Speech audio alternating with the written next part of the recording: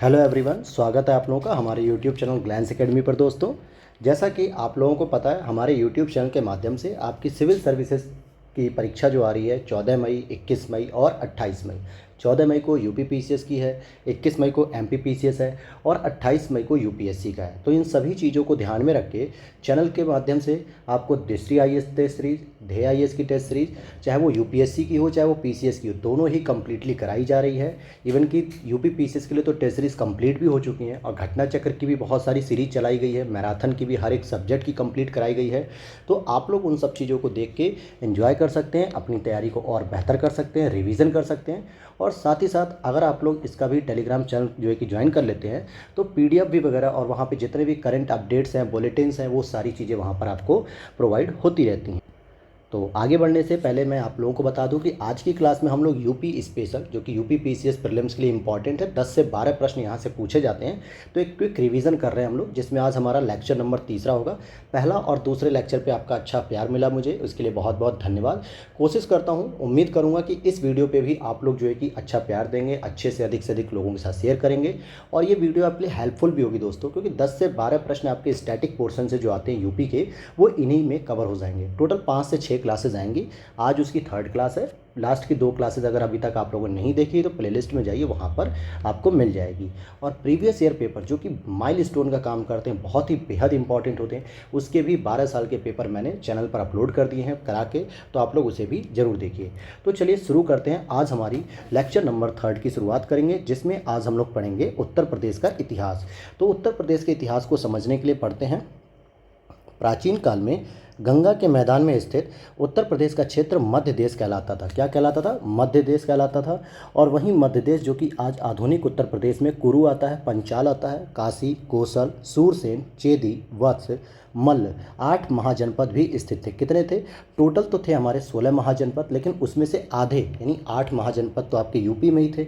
उत्तर वैदिक संस्कृति का मुख्य केंद्र मध्य देश था। उत्तर पश्चिम से आने वाले आक्रमणकर्ताओं के रास्ते में पड़ने के कारण दिल्ली और पटना के मध्य उपजाऊ मैदान का हिस्सा होने के कारण उत्तर प्रदेश के इतिहास का उत्तर भारत के इतिहास से एक अभिन्न संबंध है। मैं अगर शॉर्ट में कहूँ तो आप किसी भी सभ्यता को देखेंगे अगर ऐतिहासिक रूप से, तो उसमें उत्तर प्रदेश का एक बहुत बड़ा योगदान है। चाहे आप देख सकते हैं पाषाणी युग की सभ्यता, हड़प्पा काल की सभ्यता आप देख सकते हैं, या वैदिक सभ्यता देख सकते हैं, उत्तर वैदिक, ऋग वैदिक, आप महाजनपद सभ्यता देख सकते हैं। फिर उसके बाद आप जो है कि जितने भी आगे जो मुगल काल आते हैं, इनको भी आप देख सकते हो मध्यकालीन भारत में। चाहे आप तुर्की आक्रमण को देख लीजिए या फिर मॉडर्न हिस्ट्री में भी देख सकते हैं। तो हमारे उत्तर प्रदेश का एक बहुत अच्छा खासा बहुत बड़ा इतिहास रहा है, जो आपको जानना जरूरी है। तो इसी सब चीज़ों को ध्यान में रख के ये चीज़ आपको पता रहे कि यूपी का अगर इतिहास पूछा जाए, जो कि मेंस में तो पूछा ही जाएगा, तो ये आपको पूरा डिटेल से पता रहे, ताकि प्रश्न आए तो आप लोग का गलत ना हो। तो आइए हम लोग देखते हैं। तो यूपी में कितने महाजनपद हैं? 8 हैं। कौन कौन से हैं? कुरु, पंचाल, काशी, कोसल, सूरसेन, चेदी, वत्स और मल्ल। अभी हम इनकी राजधानी भी आगे पढ़ेंगे। पहले हम शुरू करते हैं एक एक तरफ से कि पहले हम प्राचीन भारत यानी कि प्राचीन काल को देखते हैं कुछ महत्वपूर्ण बिंदुओं के माध्यम से। अगर आपसे पूछा जाता है कि उत्तर प्रदेश के प्राचीन काल संबंधी महत्वपूर्ण साक्ष्य कौन कौन से हैं, तो हम बात करेंगे पहले कि पुरा पाषाण कालीन सभ्यता की। पुरा पाषाण कालीन सभ्यता में क्या होता है? जो पाषाणिक सभ्यता होती है उसमें सोनभद्र, मिर्ज़ापुर, प्रयागराज जो कि बेलन घाटी में आता है, और चंदौली में चकिया, ये सब महत्वपूर्ण सभ्यता के क्षेत्र थे, यानी पुरा पाषाण कालीन से संबंधित हैं ये क्षेत्र। वहीं अगर हम आगे बढ़ते हैं, ताम्र पाषाणिक संस्कृति, जिसमें आपका मेरठ और सहारनपुर से प्राप्त यहाँ पे साक्ष्य मिले हैं। फिर उसके आगे हम ताम्र कांस्य संस्कृति, जिसको हम लोग कह सकते हैं तांबा और टिन की मिश्रण धातु से बना हुआ कांस्य सभ्यता, या यूँ कह दें कि हम इसको हड़प्पा सभ्यता भी कहते हैं। तो पहले हम इसको पढ़ते हैं पुरा पाषाण को, फिर दूसरे पे ताम्र पाषाण, फिर तीसरे पढ़ते हैं हड़प्पा कालीन। तो हड़प्पा से संबंधित आप आलमगीरपुर क्षेत्र का नाम सुनते हैं कि जो कि हड़प्पा का सबसे पूर्वी क्षेत्र था। वो आलमगीरपुर वर्तमान के मेरठ जिले में हिंडन नदी के किनारे आसपास बसा हुआ था।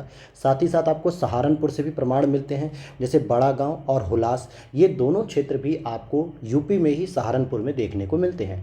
मेरे से बहुत सारे दोस्तों ने, बहुत सारे फ्रेंड्स ने पूछा, इवन कि आप लोगों में भी बहुत सारे लोगों ने कमेंट किया है पिछली कई वीडियोज़ में कि सर हुलास तो हम समझते थे पश्चिम बंगाल में पड़ता है, लेकिन पश्चिम बंगाल में दोस्तों हुगली है, हुलास आपके सहारनपुर और बड़ा गाँव भी आपका सहारनपुर। तो प्रश्न सीधा रख देता है कि हड़प्पा संस्कृति से संबंधित निम्नलिखित में से कौन सा क्षेत्र नहीं था उत्तर प्रदेश से संबंधित। उसमें देगा ऑप्शन आलमगीरपुर, बड़ा गांव, हुलास, और चौथा आपको मान लो कोई भी क्षेत्र दे देता है जो कि हड़प्पा से संबंधित यूपी में नहीं था। तो इस तरीके से प्रश्न बन जाते हैं। अब बात करते हैं बेलन घाटी, जो कि एंशियंट इंडिया में पाषाणिक युग में बहुत इंपॉर्टेंट थी। तो बेलन घाटी थी कहाँ पे? तो बेलन नदी घाटी के पूरा स्थलों की जब खोज हुई और खुदाई हुई तो सबसे पहले प्रोफेसर GR शर्मा के निर्देशन में हुई। ये इलाहाबाद यूनिवर्सिटी के सीनियर प्रोफेसर थे। तो इन्होंने जब इलाहाबाद में खुदाई करवानी शुरू की तो वहाँ पे बेलन नदी घाटी की इन्होंने खोज की और पूरा स्थल के रूप में इसको आप लोहदा नाला के रूप में देखोगे। आज का नाला नहीं, पहले बहुत बड़े बड़े नाले हुआ करते जो नदियों के रूप में थे और आज नाले के रूप में तब्दील हो गए। तो लोहदा नाला, जहाँ से हमें पाषाणिक उपकरण मिलते हैं, तो ये पता चलता है कि बेलन नदी से पाषाण सभ्यता के प्रमाण मिलते हैं। वहीं एक अस्थि निर्मित मातृ देवी की प्रतिमा मिलती है और ये महत्वपूर्ण है, महत्वपूर्ण ही नहीं मोस्ट इंपॉर्टेंट है दोस्तों। इसको याद रख लेना कि लोहदा नाला जो कि बेलन नदी घाटी में है, इलाहाबाद का क्षेत्र स्थित होता है इसमें, और इसमें आपको एक अस्थि निर्मित मातृ देवी की प्रतिमा मिलती है। किससे निर्मित है वो? हड्डियों से निर्मित है। किससे निर्मित है? हड्डियों से। आइए और आगे देखते हैं। अब जरा हम मध्य पाषाण कालीन साक्ष्यों की बात कर लेते हैं, जो कि उत्तर प्रदेश में कौन कौन से पाए गए। पूरा पाषाण के बाद मध्य पाषाण, तो आप देखेंगे पहला एक आता सराय नाहर राय जो कि प्रतापगढ़ में, मौदहा प्रतापगढ़ में है, चौपानी मांडो ये आपका प्रयागराज में है, बाकी दमदमा भी प्रतापगढ़ में है। आपने इन चारों के ही नाम सुने होंगे कि भाई उत्तर प्रदेश में जब हम पढ़ते हैं मध्य पाषाणकालीन साक्ष्य, तो एक होता है सराय नाहर, एक होता है आपका मौदहा, एक होता है आपका दमदमा और एक होता है चौपानी मांडो।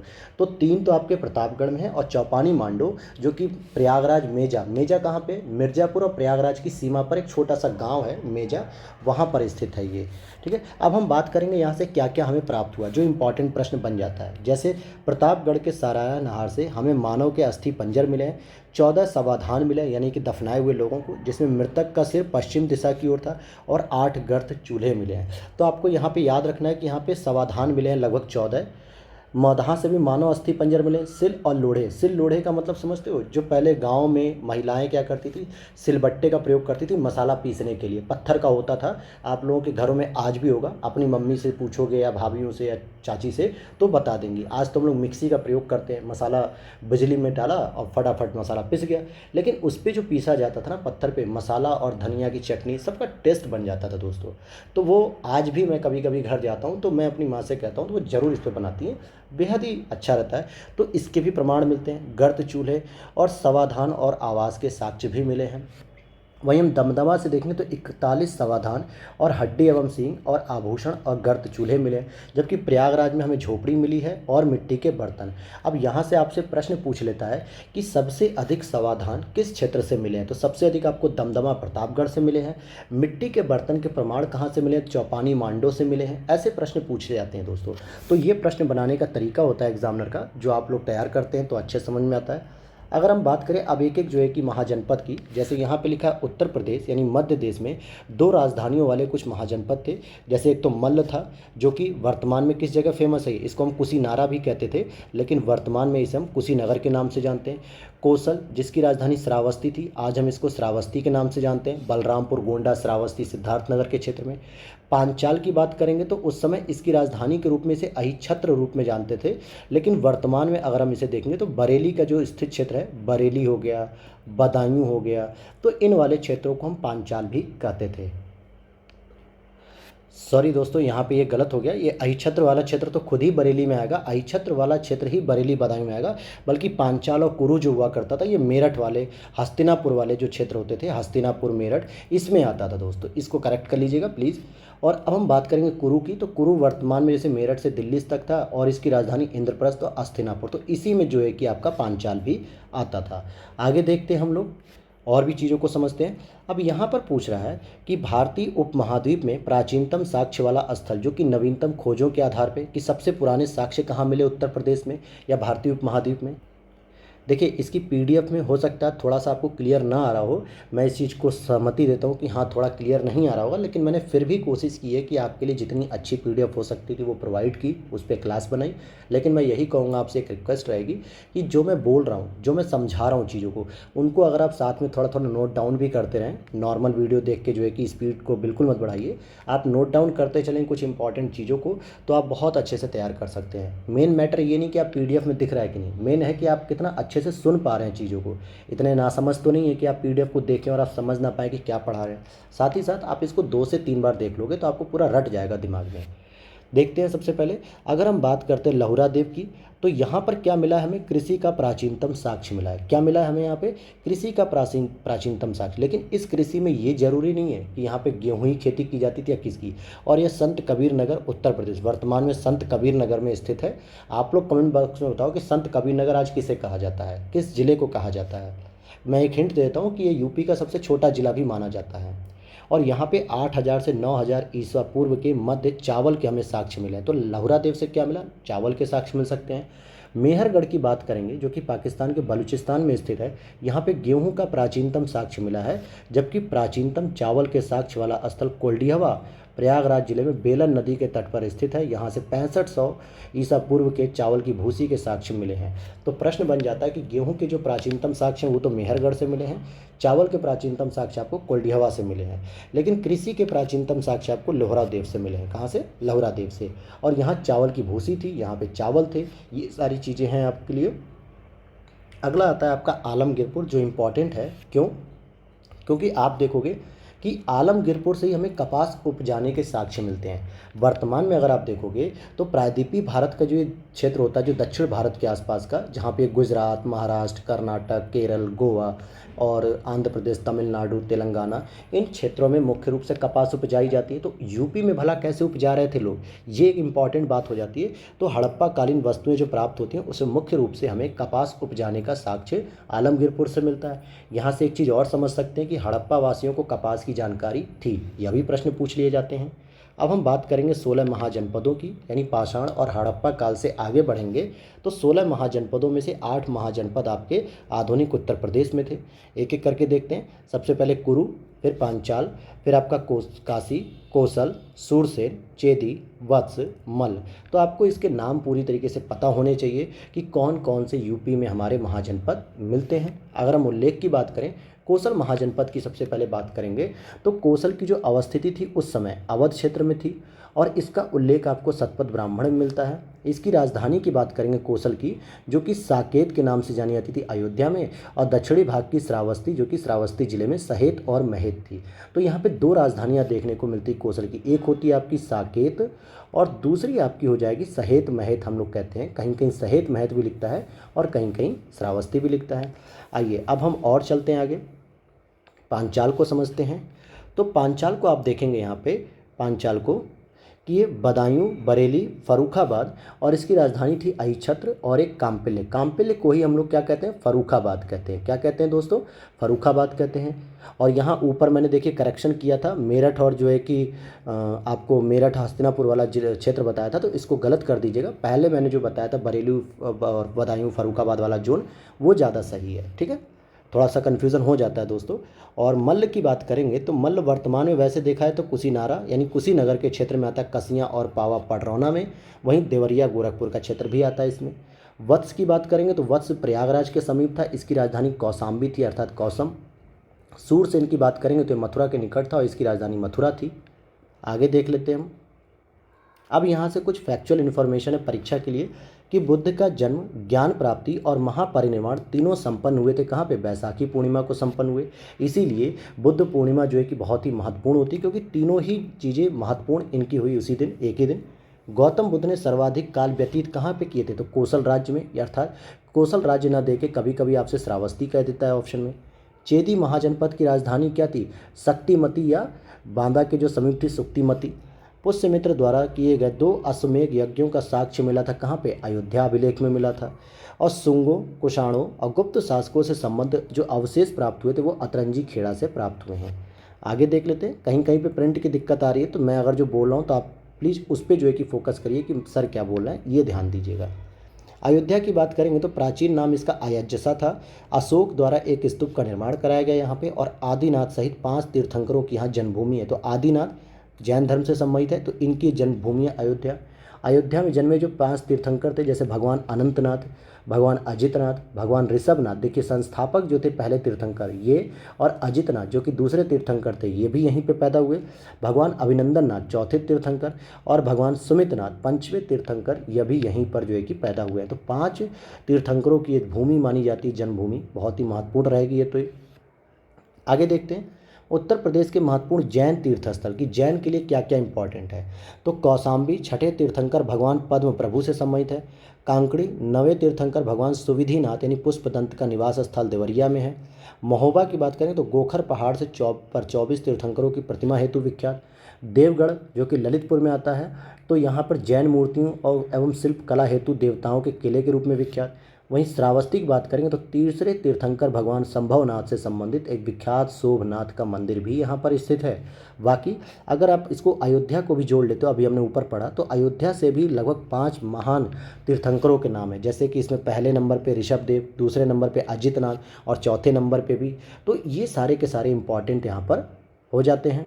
अब बात करते हैं हम कन्नौज की और अहिछत्र। अहिछत्र देखिए जो क्या है, मित्र उपाधि वाले राजाओं के यहाँ से सिक्के मिले हैं, और गुप्तकालीन यमुना की एक मूर्ति के प्रतीक मिले हैं, प्राप्ति हुई है। और अहिछत्र शासक अच्युत समुद्रगुप्त द्वारा पराजित हुआ था यहाँ पे, यानी अहिछत्र के शासक को समुद्रगुप्त ने पराजित किया। कन्नौज की बात करेंगे तो इसका पूर्व नाम क्या था, कान्यकुब्ज था। और कान्यकुब्ज जबकि पहली बस्ती यहाँ पे उत्तरी काले पॉलिशदार मृदभांड काल से कुषाण युग तक की इसकी प्राप्ति होती है। कन्नौज पर आधिपत्य के लिए एक त्रिपक्षीय संघर्ष हुआ था, ध्यान देना चाहिए।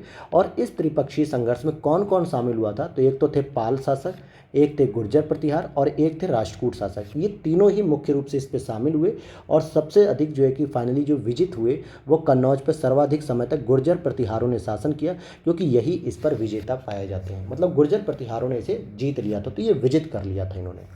आगे देख लेते हैं हम कपिल वस्तु के बारे में समझते हैं। कपिल वस्तु जो कि शाक्य गणराज्य की राजधानी थी बौद्ध काल के समय, और इसका नामकरण कपिल ऋषि का वास होने के कारण यहाँ पर पड़ा। अब यहाँ पर काशी की बात करेंगे तो इसका उल्लेख अथर्ववेद में किया जाता है, दिवोदास ने महाभारत के अनुसार। और वर्तमान इसकी राजधानी वाराणसी जो आज हम लोग देखते हैं, तो काशी क्षेत्र या वाराणसी क्षेत्र इसमें फेमस है, तो इसी में आता है वाराणसी जिले में। अब यहाँ बात करेंगे हम यूपी में जो अशोक के अभिलेख मिलते हैं वो कहाँ कहाँ पे मिलते हैं।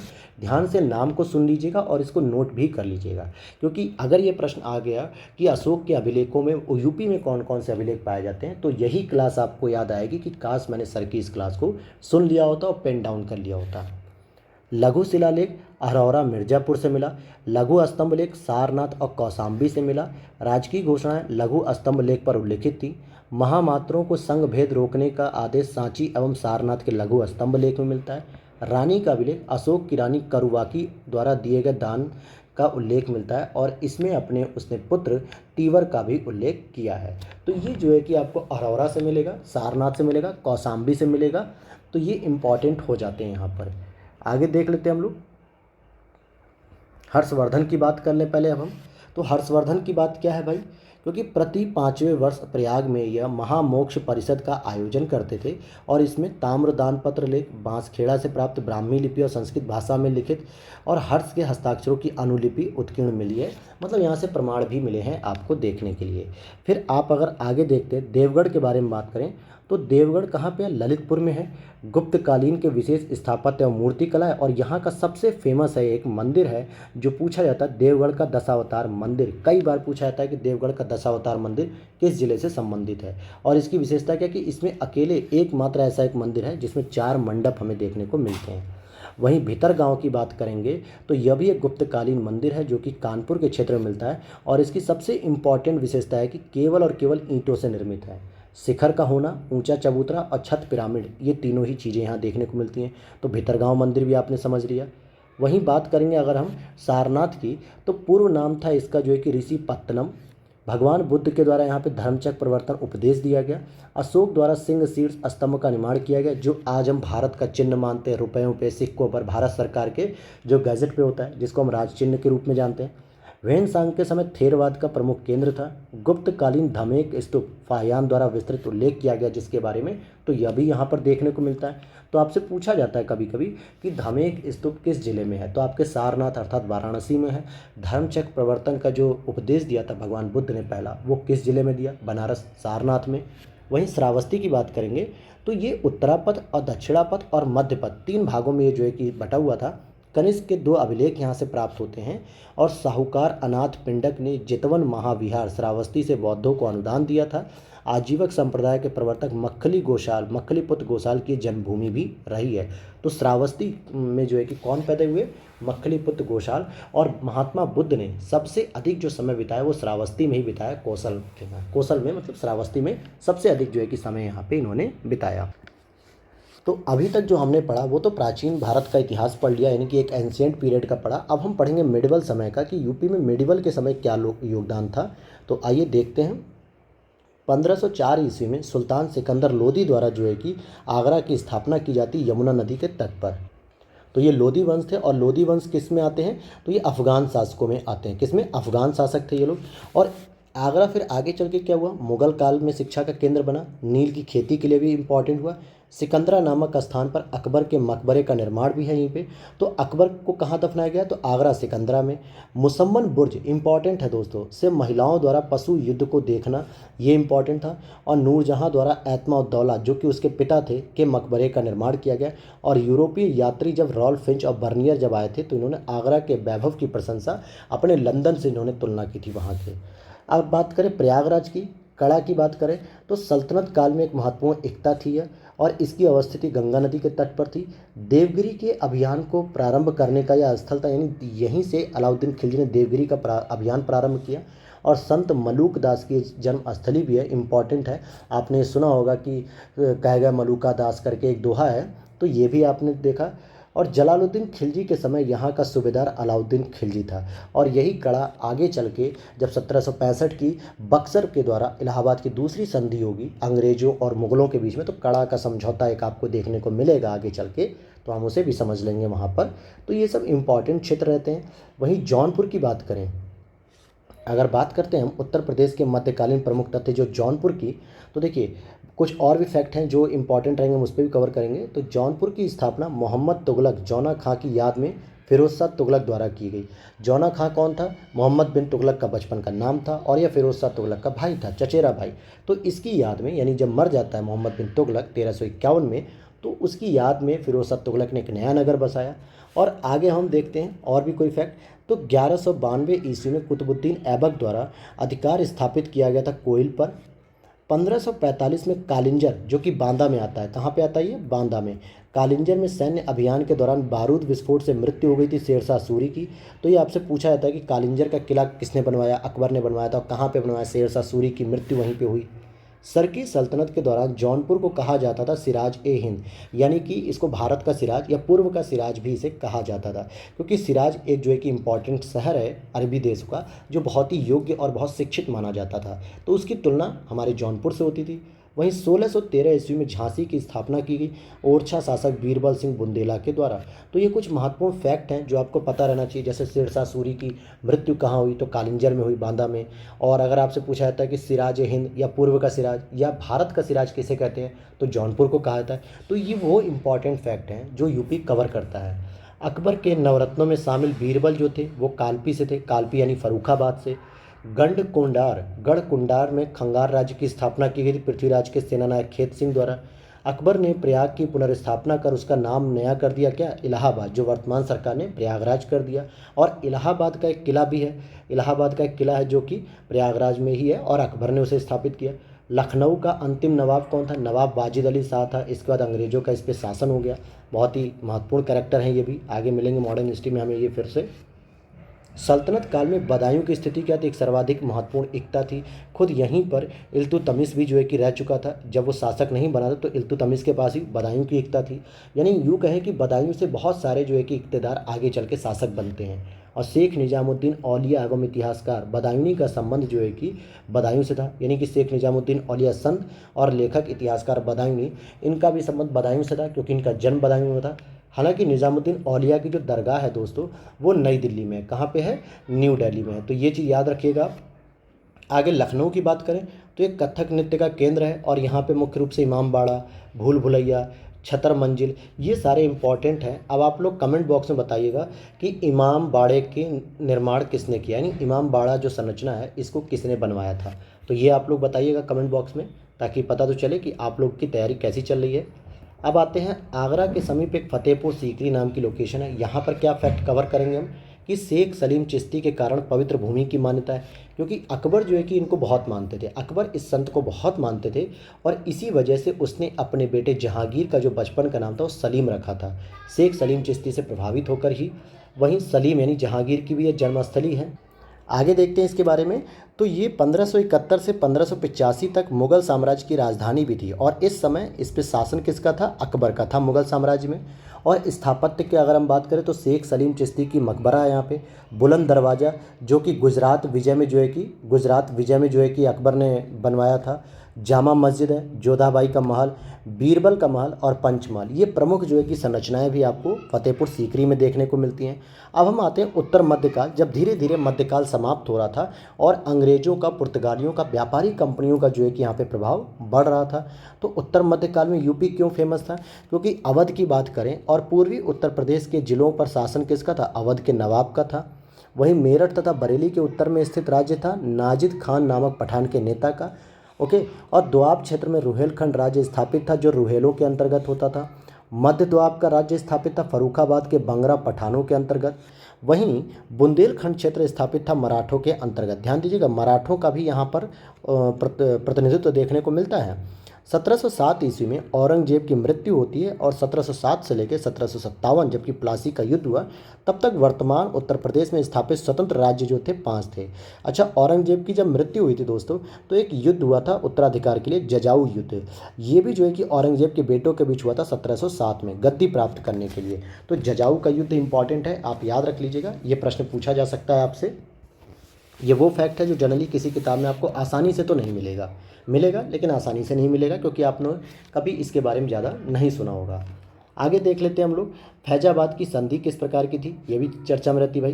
तो आइए फैजाबाद की संधि समझते हैं जो 1775 में हुई। इसमें बनारस का क्षेत्र अंग्रेजों को मिल गया, जो कि प्रमुख तथ्य क्या थे? आसफ उद्दौला जो कि इमामबाड़ा के संस्थापक भी थे, मैंने अभी आपसे पूछा था, तो ये इमामबाड़ा के संस्थापक भी हैं आसफ उद्दौला। और मुहर्रम मनाने के लिए लखनऊ में एक इमामबाड़ा का निर्माण भी किया इन्होंने, मुहर्रम मनाने के लिए। 1775 ईस्वी में शुजाउद्दौला की मृत्यु के पश्चात ये नवाब घोषित हुए थे और इन्होंने बनारस का क्षेत्र अंग्रेजों को सौंप दिया था। वही 1808 ईस्वी में अवध के नवाब सआदत अली द्वारा अंग्रेजों को सुरक्षा की गारंटी हेतु सौंपे गए क्षेत्र, तो एटा दे दिया, गोरखपुर दिया, रोहेलखंड दिया, इलाहाबाद दिया, फतेहपुर दिया, कानपुर दिया और इटावा दे दिया। तो ये सारे क्षेत्र जो है कि देने पड़े थे 1808 में। और इम्पॉर्टेंट कुछ तथ्य की अगर हम बात करें तो 1797 में आसफ उद्दौला की मृत्यु के पश्चात अवध का नवाब बना था सआदत अली और 1803 ईस्वी में मराठों को पराजित कर अलीगढ़ एवं आगरा पर अधिकार कर लिया था लॉर्ड लेक ने, क्योंकि पहले मराठों को भी जो है कि यहाँ पर महत्वपूर्ण भूमिका रहती थी, अवध क्षेत्र में जो है कि इनका बहुत कब्जा रहता था। अगला प्रश्न हम देखते हैं, यानी टॉपिक देखते हैं 1857 का जो विद्रोह हुआ उसमें यूपी की क्या क्या भूमिका रही। तो हम एक एक तरफ से देखेंगे। पहले मंगल पांडे कैरेक्टर को देख लेते हैं यहीं पे कि ये निवासी कहाँ के थे, तो ये बलिया उत्तर प्रदेश के, बहुत इंपॉर्टेंट रोल है। बहुत सारे बच्चे क्या समझते हैं ये वेस्ट बंगाल में जन्मे थे, लेकिन ऐसा नहीं है, ये उत्तर प्रदेश में जन्मे थे। और ये क्यों संबंधित हैं? क्योंकि इन्होंने सबसे पहले बैरकपुर अर्थात कलकत्ता की 34वीं देसी सैनिक छावनी में 29 मार्च 1857 को विद्रोह छेड़ दिया। इनकी कार्यभूमि जो थी, यानी जहाँ पे जॉब करते थे, वो कलकत्ता पश्चिम बंगाल था। इसीलिए बहुत सारे बच्चों को लगता है कि ये बलिया भी मतलब पैदा नहीं हुए थे, बल्कि कलकत्ता यानी पश्चिम बंगाल में। लेकिन आपको बता दें कि बंगाल, बिहार, उड़ीसा ये सारा लगभग क्षेत्र एक ही हुआ करता था, बस यूपी थोड़ा सा अलग था, लेकिन इनकी मुख्य भूमि जो थी, जन्मभूमि, वो तो बलिया थी। तो ये पता रहे आपको। वहीं इसकी वजह से इन्हें 8 अप्रैल 1857 को बैरकपुर में लेफ्टिनेंट हेनरी बग पर गोली चलाने के अपराध में इन्हें फांसी दे दी गई। और इस समय गवर्नर जनरल कौन था? लॉर्ड कैनिंग था, जिस समय ये विद्रोह हो रहा था। विरोध क्या था कि एनफील्ड राइफलों के नए प्रकार के कारतूसों के प्रयोग से क्या हो रहा था, इनके धर्म भ्रष्ट हो रहे थे, क्योंकि ऐसा अफवाह उड़ाई गई थी कि जो नए कारतूस आए हैं उन्हें मुंह से खोलना पड़ता है और उसमें जो है कि गाय का मीट या सुअर का मीट लगा हुआ है, ठीक है, वो जो चर्बी वाले जो है कि कारतूस थे। तो हिंदुओं की भावना आहत हुई कि हम गाय के मीट को खोल रहे हैं, और मुस्लिमों की भी भावना आहत हुई जो कि सुअर के मीट को नहीं मानते, मतलब कि उससे परहेज करते हैं। तो इस तरीके से दोनों ही धर्मों की भावना आहत हो रही थी, जिस वजह से ये तत्कालीन कारण हो गया। हालांकि कारण और भी थे। तो देखते हैं यहाँ पे विद्रोह के बारे में कि मेरठ से इसकी शुरुआत होती 10 मई 1857 को विद्रोह प्रारंभ होता है, और विद्रोहियों का दिल्ली पर अधिकार हो जाता है 11 मई 1857 को, और बहादुर शाह द्वितीय के नेतृत्व में उसे यहाँ का मुगल का सम्राट बना दिया जाता है, यानी भारत का सम्राट घोषित कर दिया जाता है एक ही दिन में। और यहाँ पर आप देखोगे कि कुछ नेतृत्वकर्ता थे जो यूपी में अपना अपना क्षेत्र प्रदान कर रहे थे, योग्यता यानी योगदान दे रहे थे। जैसे बरेली से अगर हम बात करेंगे तो खान बहादुर खां साहब, झांसी से हमारी वीरांगना महारानी लक्ष्मीबाई, लखनऊ से एक दूसरी वीरांगना बेगम हजरत महल, कानपुर से नाना साहब या नाना दो पंत भी कहते हैं, फैजाबाद से मौलवी अहमदुल्ला, और इलाहाबाद से लियाकत अली। तो ये ध्यान दीजिएगा आगे चल के जो है कि मोहम्मद जो मौलवी अहमदुल्ला थे और लियाकत अली, ये दोनों ही कंफ्यूज कर देता है। लियाकत अली कभी कभी हमें फैजाबाद में याद आ जाते हैं, तो फैज़ाबाद में आपको अहमदुल्ला याद रखना है और इलाहाबाद में आपको लियाकत अली याद रखना है। आगे इसमें कुछ नोट दे रहा है, तो आइए पढ़ते हैं नोट को। 1857 के विद्रोह का विस्तार इटावा, मैनपुरी, एटा, मथुरा, शाहजहांपुर, बदायूं, आजमगढ़, सीतापुर, लखीमपुर खीरी, बाराबंकी, वाराणसी, फतेहपुर, हाथरस आदि छोटे छोटे नगरों और कस्बों में भी हो गया था। लखनऊ से अगर हम बात करेंगे तो बेगम हजरत महल ने अपना नेतृत्व प्रदान किया, और यहाँ पर लखनऊ में जो इस विद्रोह को दबाया वो किसने दबाया, कैंपबेल ने दबाया। 21 मार्च 1858 को लखनऊ पे पूरा कब्जा कर लिया। तो यह भी पूछ लिया जाता है कि लखनऊ पे अधिकार किस अंग्रेजी सैनिक ने किया, तो कैंपबेल ने किया। आगे देख लेते हैं हम लोग कानपुर से संबंधित। तो कानपुर की अगर हम बात करें तो यहाँ से जो है कि हमें तात्या टोपे का नेतृत्व देखने को मिलता है, जिनका मूल नाम रामचंद्र था। गनीमी कावा रणनीति यानी छापा मार रणनीति थी इनकी, और इनको फांसी 18 अप्रैल 1859 में हुई। नवंबर 1857 को विद्रोहियों द्वारा जनरल विंडहम को पराजित किए जाने से संबंधित है ये, और नाना साहब द्वारा अधिकृत क्षेत्र था। 6 दिसंबर 1857 को यहाँ पर भी कैंपबेल द्वारा विजित प्रजात हो जाती है, मतलब कैंपबेल के ही द्वारा कानपुर और लखनऊ दोनों को जीत लिया जाता है। तो कैंपबेल जो है कि अवध के क्षेत्र में इंपॉर्टेंट था। आगे देखते हैं, महारानी लक्ष्मीबाई के विरुद्ध आक्रमण का नेतृत्व कौन अंग्रेज अधिकारी कर रहा था, तो जनरल ह्यूरोज था। और जून 1858 में इलाहाबाद पर पुनः अधिकार कर लिया गया कैप्टन नील के द्वारा, क्योंकि इलाहाबाद, बनारस ये जोन आसपास के थे, तो यहाँ पे नील के द्वारा ही जो है कि आंदोलन को जो है कि दबाया गया। संयुक्त प्रांत वर्तमान उत्तर प्रदेश में 1857 के विद्रोह में स्थानीय जनता ने भाग लेना प्रारंभ किया अगस्त 1857 को। वहीं महारानी विक्टोरिया की उद्घोषणा द्वारा कंपनी के हाथों से सत्ता ब्रिटिश क्राउन द्वारा अधिकृत कर दी गई थी 1 नवंबर 1858 को। तो ये जो है कि एक राजाज्ञा थी, जिसमें आदेश दिया गया कि अब कंपनी का जो है कि शासन खत्म होता है और सीधे सीधे ब्रिटिश सरकार का शासन शुरू हो जाएगा जो है कि, तो ये एक आदेश था एक तरीके से। और आगे देख लेते हैं उत्तर प्रदेश का जो आधुनिक इतिहास है इसके बारे में भी। जैसे अलीगढ़ की बात करेंगे तो सर सैयद अहमद खां द्वारा 1857 में मोमडन एंग्लो ओरिएंटल एक विद्यालय की स्थापना की जाती है, जो आगे चल के अलीगढ़ मुस्लिम विश्वविद्यालय के रूप में जानी गई 1920 से। और इनके द्वारा मुस्लिमों की स्थिति सुधारने के लिए एक अलीगढ़ आंदोलन शुरू किया गया, जिसको हम लोग 1875 से देखते हैं। कब से देखते हैं? 1875 से। और इनके ही द्वारा 1888 में एक हिंदू पैट्रियाट करके, मतलब पैट्रियाटिक सोसाइटी एक होती है, उसका गठन किया जाता है, जिसका मुख्य उद्देश्य होता है कांग्रेस का विरोध करना। अब बात करते हैं भारतीय राष्ट्रीय कांग्रेस के प्रथम अधिवेशन बम्बई में उत्तर प्रदेश के शामिल प्रतिनिधि, जो पहला अधिवेशन हुआ था जहां पे 72 लोग शामिल हुए थे। तो उत्तर प्रदेश से कौन कौन था? गंगा प्रसाद वर्मा, प्राणनाथ पंडित, मुंशी ज्वाला प्रसाद, लाला बैजनाथ, बाबू जमुना दास, बाबू शिव प्रसाद चौधरी, रामकली चौधरी और जानकीनाथ घोषाल। हालांकि ये इतना इंपॉर्टेंट नहीं है, इसको आप न भी पढ़ें तो चलेगा। अब आ जाते हैं, हम लोग देखते हैं कि भारतीय राष्ट्रीय कांग्रेस के उत्तर प्रदेश में जो कुछ प्रमुख अधिवेशन हुए और उनके अध्यक्ष कौन कौन थे।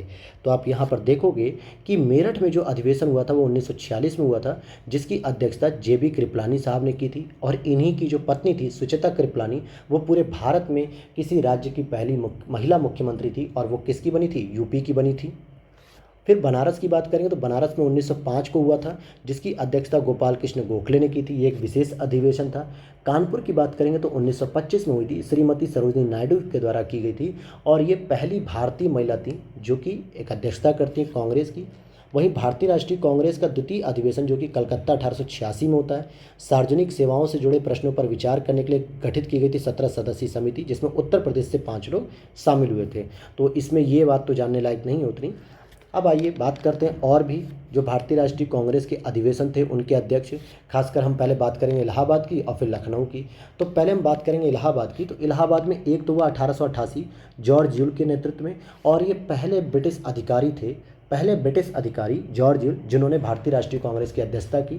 1892 में WC बनर्जी, व्योमेश चंद्र बनर्जी के द्वारा हुई।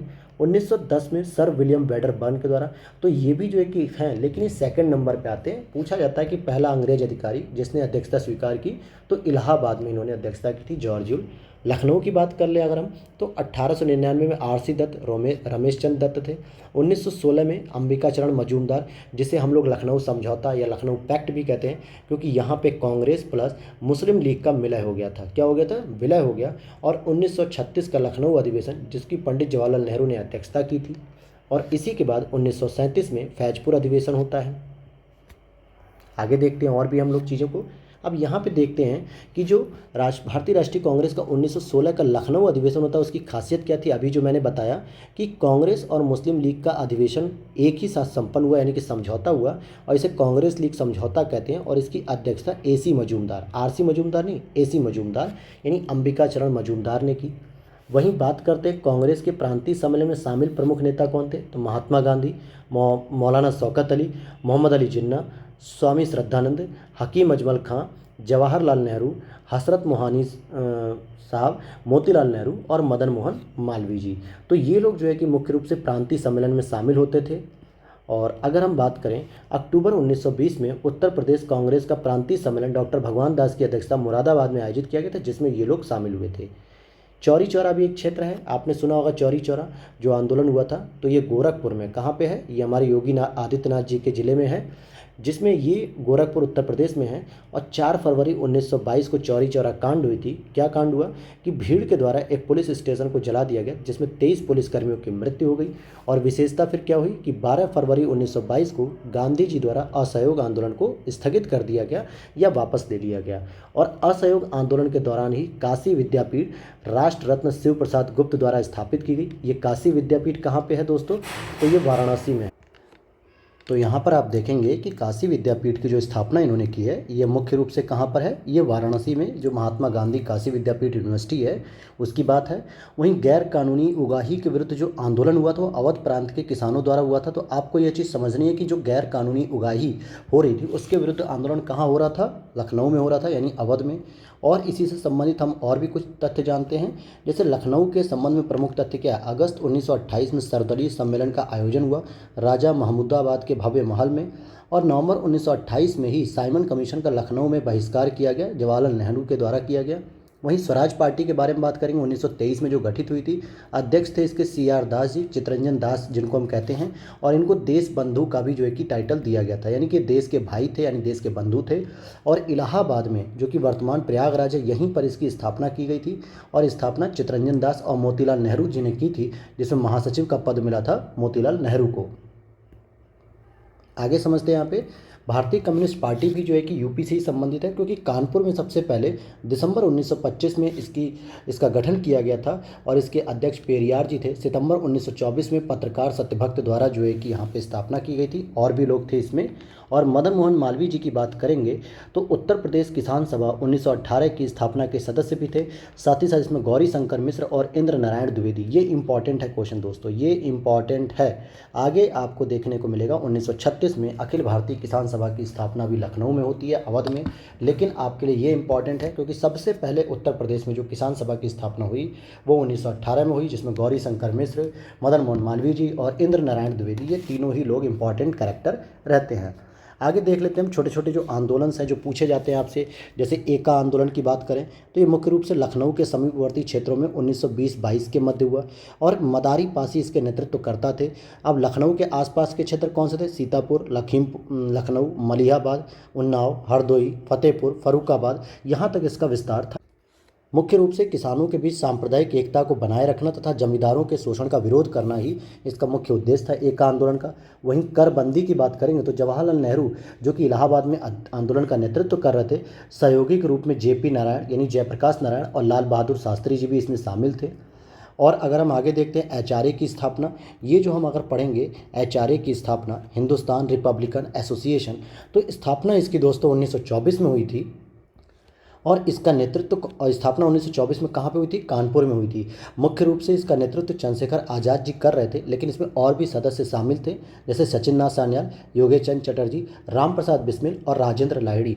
और फिर इसी के जो एक गुट था जिसको हम क्रांतिकारी गुट कह सकते हैं जो एचआरए से संबंधित था, उसने काकोरी कांड को अंजाम दिया जिसको स्वदेशी डकैती या स्वदेशी लूट कहा गया।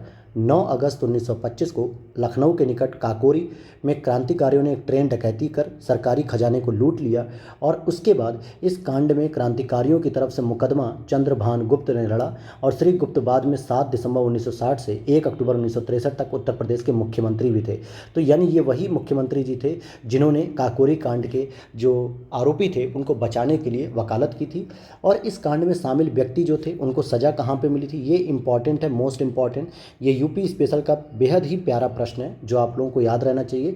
जैसे राम प्रसाद बिस्मिल जी को फांसी गोरखपुर में मिलेगी, अशफाक उल्ला खां को फांसी फैजाबाद में दी गई, राजेंद्र लाहिड़ी को फांसी गोंडा में और रोशन सिंह को फांसी इलाहाबाद में। इन 4 लोगों को तो फांसी दी जाती है। राम प्रसाद खत्री को दीर्घकालीन कारावास और मनमथनाथ गुप्त को भी दीर्घकालीन कारावास।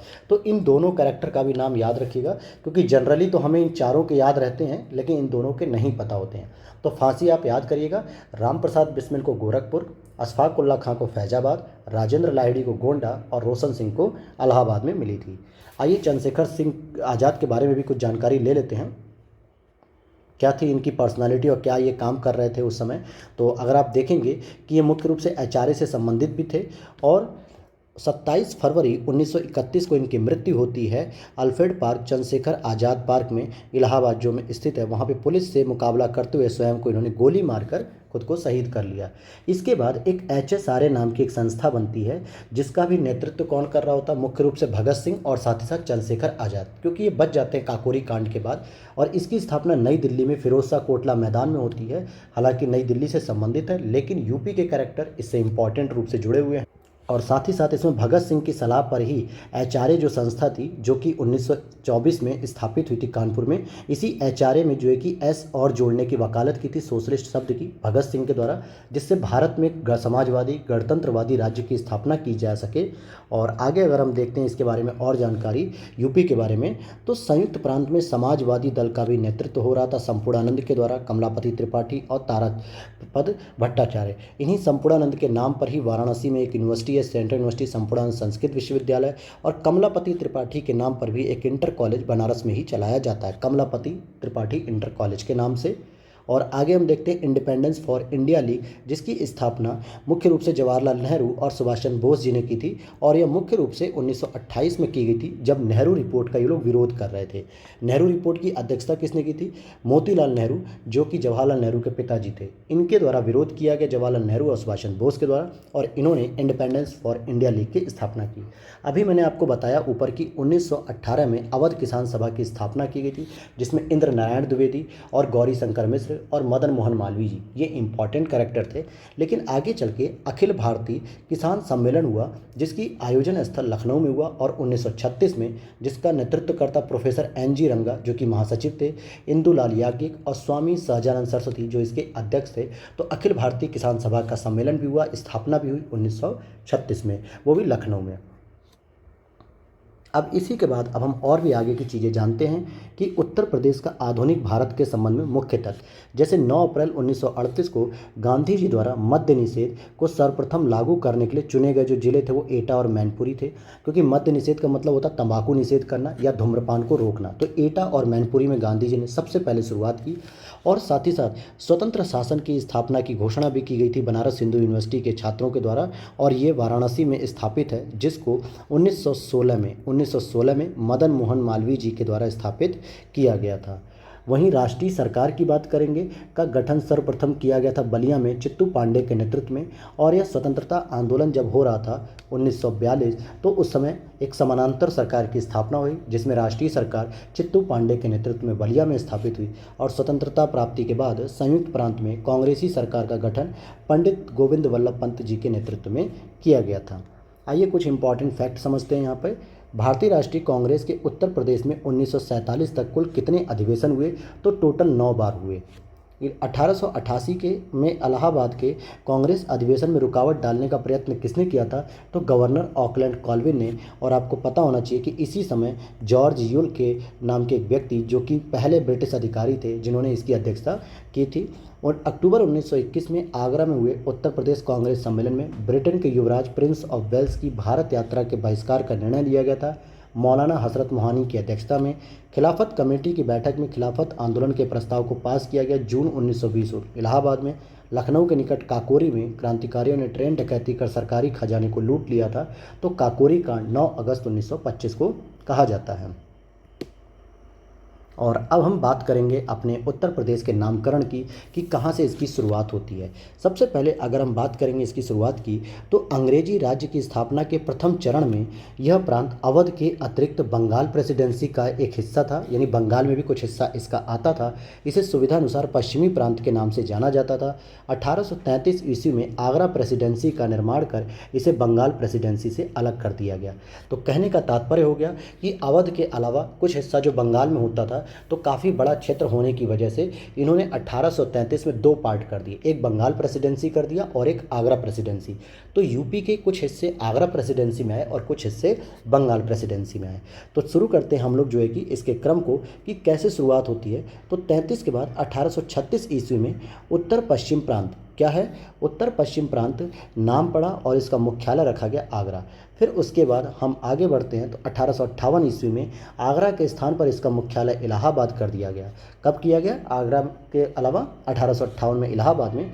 फिर 1877 को उत्तर पश्चिमी प्रांत आगरा और अवध के नाम से इसका नया नाम होता है, और 1902 में आगरा और अवध का संयुक्त प्रांत वर्ड आ जाता है। फिर 1937 में संयुक्त प्रांत और जिसका मुख्यालय लखनऊ हो जाता है, और फाइनली जो है कि वर्तमान नाम हमें मिल जाता है 24 जनवरी 1950 को उत्तर प्रदेश नाम मिलता है। और इसी उपलक्ष्य में 24 जनवरी 2018 से यूपी दिवस का आयोजन किया जाता है, यूपी स्थापना दिवस का आयोजन, जो कि वर्तमान योगी सरकार के द्वारा सेलिब्रेट करने का एक नया ट्रेंड चालू किया गया कि हम भी अपने उत्तर प्रदेश की स्थापना दिवस का आयोजन करें, हम भी उसे धूमधाम से मनाएं। तो 24 जनवरी 2018 से शुरू हुआ और हर साल 24 जनवरी को यह दिवस मनाया जाता है। तो अगर आपसे पूछा जाए कि उत्तर प्रदेश दिवस किस दिन मनाया जाता है, तो 24 जनवरी को, और किस वर्ष से यह प्रमुख शुरू हो गया, तो 2018 से। और भी आप आगे जानकारी ले सकते हैं, जैसे उत्तर प्रदेश दिवस का प्रारंभ किया गया 24 जनवरी 2018 से, ये मैंने अभी आपको बताया। और साथ ही साथ अगर हम पुनर्गठन की बात करेंगे तो 9 नवंबर 2000 को यूपी का जो उत्तराखंड वाला एरिया था, वो जो उत्तर भारत का एरिया था यानी पहाड़ी क्षेत्र, वो 27वें राज्य के रूप में उत्तराखंड का गठन हो जाता है, यानी यूपी से यह अलग हो जाता है। और फिर राजधानी की अगर हम बात करेंगे तो 2 नवंबर 1925 को इलाहाबाद के स्थान पर लखनऊ राजधानी शिफ्ट हो जाती है, और हमारा जो गणतंत्र राज्य होता है ये 26 जनवरी 1950 को हो जाता है। तो ये सब कुछ बेसिक इंपॉर्टेंट फैक्ट थे। और अब हम बात करेंगे यहाँ पे पर्यटन विकास के बारे में, क्योंकि पर्यटन की जो टैगलाइन भी चल रही है कि उत्तर प्रदेश नहीं देखा तो क्या देखा, यानी भारत घूमने आते हैं और यूपी को नहीं देखते हैं तो आपने कुछ नहीं देखा। ऐसी ही हमारी पर्यटन विभाग की टैगलाइन भी है। तो पर्यटन विभाग की स्थापना हमारे यूपी की सबसे पहले 1956 में होती है, और एक मैत्रेय परियोजना चलाई गई है जो बौद्ध स्थलों के विकास हेतु जानी जाती है। पर्यटन संबंधी एक पेइंग गेस्ट की योजना चलाई गई थी वर्ष 1994 में। वहीं अगर हम उत्तर प्रदेश पर्यटन विकास की बात करेंगे, विकास निगम की, तो ये वर्ष 1974 में इस्टेब्लिश हुआ। कब हुआ? 1974 में। पर्यटन निदेशालय की स्थापना की बात करेंगे तो 1972 में इसकी स्थापना हुई। और पर्यटन को उद्योग का दर्जा कब दिया गया, ये इंपॉर्टेंट बात है कि पर्यटन को उद्योग का दर्जा दे दिया गया, जो कि प्रथम पर्यटन नीति जब आई थी 1998 में। और नई वर्तमान में कौन सी पर्यटन नीति हमारे यूपी में लागू है, तो वो है वर्ष 2018 की। तो ये लेटेस्ट पर्यटन नीति यही चल रही है अभी भी। और माननीय कांसीराम पर्यटन प्रबंधन जो ये है चिन्हट लखनऊ में, कहाँ पे है, चिन्हट लखनऊ में है। आगे देखते हैं हम लोग यूनेस्को में हमारे यूपी से कौन कौन सी धरोहर शामिल है। तो ये भी एक हमारे लिए बहुत ही उपलब्धि की बात है, गौरवान्वित होने की बात है कि हमारे यूपी से कुछ ऐसी साइट्स हैं इम्पॉर्टेंट धरोहर जो यूनेस्को में शामिल है। तो जैसे कि बात करेंगे अगर हम ताजमहल की, तो सबसे पहले जो है कि ताजमहल को ही इसमें शामिल किया गया 1983 में। और साथ ही साथ उसी आगरा के ताजमहल के बाद आगरा के किले को भी शामिल कर लिया गया 1983 में। और 1986 की अगर हम बात करेंगे तो फतेहपुर सीकरी जो कि आगरा से कुछ दूरी पर है, तो इसको भी 1986 में शामिल किया गया। तो हम देख सकते हैं कि यूनेस्को साइट में अभी तक हमने 3 को पढ़ लिया, फतेहपुर सीकरी, ताजमहल आगरा का और आगरा का किला। अच्छा, आगरा के किले की जो स्थापना थी दोस्तों, वो किसके द्वारा कराई गई थी, अकबर के द्वारा कराई गई थी। किसके द्वारा, अकबर के। जबकि अगर हम बात करें दिल्ली के लाल किला की, दिल्ली का जो रेड फोर्ट है जहाँ से प्रधानमंत्री नरेंद्र मोदी जी प्रत्येक वर्ष आज़ादी के अमृत महोत्सव के समय भी या 15 अगस्त के दिन जो भाषण देते हैं, उसकी स्थापना दोस्तों शाहजहाँ ने कराई थी। ध्यान देने वाली बात है, शाहजहाँ ने। तो आगे देखते हैं, ये 3 साइट के अलावा 2 साइट और भी हैं, जो कि रामलीला जो होती है वर्ष 2008 में इसको दिया गया दर्जा। और कुंभ मेला जो कि 2017 में इलाहाबाद में आयोजित हुआ, तो इसको भी यूनेस्को की अमूर्त सांस्कृतिक विरासत धरोहर में शामिल कर लिया गया। तो ये तीनों तो थी हमारी विश्व धरोहर में। और अगर हम इन दोनों की बात करें, कुंभ मेला और रामलीला की, तो ये भी विश्व धरोहर में शामिल हैं, लेकिन ये अमूर्त सांस्कृतिक रूप में शामिल इनको कहा जाता है। अमूर्त का मतलब क्या होता है, जिसे हम केवल महसूस कर सकते हैं, देख सकते हैं थोड़ा बहुत, लेकिन जो फिजिकली वैश्विक धरोहर होती है जिसमें आपका फतेहपुर सीकरी, आगरा का किला और ताजमहल ये सारे शामिल हैं। आइए, एक इम्पॉर्टेंट पॉइंट है ये, जब आपसे पूछा जाता है कि उत्तर प्रदेश का हेरिटेज आर्क आपने घूमा कि नहीं। हेरिटेज आर्क का मतलब होता है कुछ इस तरीके से अर्धचंद्राकार स्थिति, यानी आगरा से आप शुरू करिए और आगरा में आप ताजमहल घूमिए, फतेहपुर सीकरी घूमिए, लाल किला घूमिए, सारी चीज़ें घूमिए। उसके बाद आप वहाँ से निकलते हैं तो लखनऊ आइए और लखनऊ में आप इमामबाड़ा घूमिए, भूल भुलैया घूमिए, विधानसभा मंडल देखिए, ये सारी चीज़ें आप देख सकते हैं। फिर उसके बाद आप सीधे वाराणसी में आइए और यहाँ पर आप देखेंगे गंगा घाट का शहर जो है कि मणिकर्णिका घाट, दशाश्वमेध घाट, गंगा आरती, बहुत सारी चीज़ें, रामनगर का किला, बहुत सारी चीज़ें यहाँ भी एक्सप्लोर करने के लिए हैं। तो आपसे पूछ लिया जाता है कि निम्नलिखित में से कौन सा जिला हेरिटेज आर्क में नहीं आता है, तो आगरा, लखनऊ, वाराणसी, उज्जैन या मान लीजिए कोई भी एक जिला दे दिया गया, तो आपका ऑप्शन जो है कि वहाँ पर नहीं अगर याद रहेगा तो आप गलत कर जाएंगे। तो आगे बढ़ते हैं हम लोग।